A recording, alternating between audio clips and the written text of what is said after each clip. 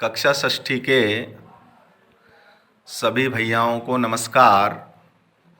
आज हम दशमः पाठः कृषिकाः कर्मवीराः का अध्ययन करेंगे। 1 से 3 तक के श्लोकों का अध्ययन हम कर चुके हैं पूर्व में। आज 4 से और 6 तक के श्लोकों का अध्ययन करेंगे। सभी भैया अपनी पुस्तक में श्लोकों को देखें और समझें। श्लोक संख्या 4। गृहं जीर्णं न वर्षासु वृष्टिं वारयितुं क्षमं तथापि कर्मवीरत्वं कृषिकाणां न नश्यति। कि गृहं जीर्णम, वो किसान का घर कैसा है? जीर्णम, पुराना। न वर्षासु वृष्टिम वारयितुम क्षमम, जो वर्षा काल में वर्षा को दूर करने में भी समर्थ नहीं है। कैसा है उसका, किसान का घर? जीर्ण घर है, अर्थात पुराना घर है। और न वर्षासु वृष्टिम वारयितुम समम, और वर्षा काल में वर्षा को दूर करने में भी समर्थ नहीं है। तथापि, फिर भी, उन कर्मवीरत्वम कृषिकाणाम न नश्यति, उन महिला किसानों की जो है कर्मवीरत्वम, उन महिला किसानों की परिश्रम की जो भावना है वो न नश्यति, नष्ट नहीं होती है। अर्थ समझ में आ गया होगा।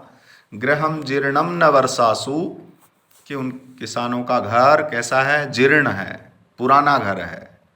और जीर्ण घर होने के साथ साथ न वर्षासु वृष्टिम वारयितुम क्षमम, जो वर्षा काल में वर्षा को दूर करने में भी समर्थ नहीं है। अर्थात वर्षा काल में जो वर्षा का जल है वो उनके घर में आ जाता है। फिर भी, तथापि कर्मवीरत्वम कृषिकाणाम न नश्यति, फिर भी उन महिला किसानों की जो परिश्रम की जो भावना है वो नष्ट नहीं होती। इसी श्लोक के प्रश्नोत्तर बनेंगे। कस्य गृहं जीर्णम अस्ति, तो उत्तर हो जाएगा कृषकस्य। दूसरा प्रश्न बनेगा कृषिकाणाम गृहं कीदृशम अस्ति, तो उत्तर हो जाएगा जीर्णम, टूटा फूटा। तीसरा प्रश्न बनेगा इसी श्लोक का, केसाम गृहं क्षमम न अस्ति, तो उत्तर आ जाएगा कृषिकाणाम। चौथा प्रश्न बन जाएगा इसी श्लोक का, केसाम कर्मवीरत्वम न नश्यति। केसाम, तो उत्तर उसी विभक्ति में देंगे हम, कृषिकाणाम। इस तरह से इस श्लोक के प्रश्नोत्तर बनेंगे। श्लोक संख्या 5। तयो श्रमेण क्षेत्राणि सस्यपूर्णानि सर्वदा धरित्री सरसा जाता या शुष्का कंटकाव्रता। कि उन किसानों के परिश्रम से, तयोः श्रमेण, उनके परिश्रम के द्वारा ही, क्षेत्राणि सस्यपूर्णानि सर्वदा, हमेशा जो है उनके खेत फसलों से युक्त रहते हैं।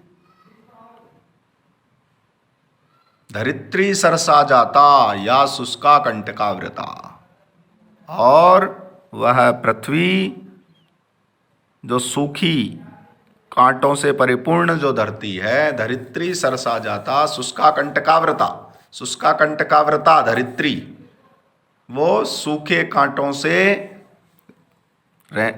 परिपूर्ण रहने वाली धरती अब कैसी हो गई है? सरसा जाता, रसयुक्त हो गई है। श्लोक संख्या 5 का भी हिंदी अर्थ अच्छी तरह समझ में आ गया होगा। इसी के प्रश्न बनेंगे।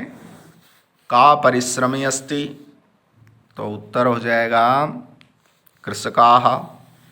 कानि सस्य पूर्णानि सन्ति, तो उत्तर हो जाएगा क्षेत्राणि।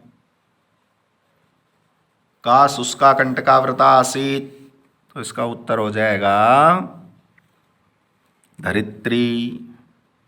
का सरसा जाता, इसका भी उत्तर हो जाएगा धरित्री।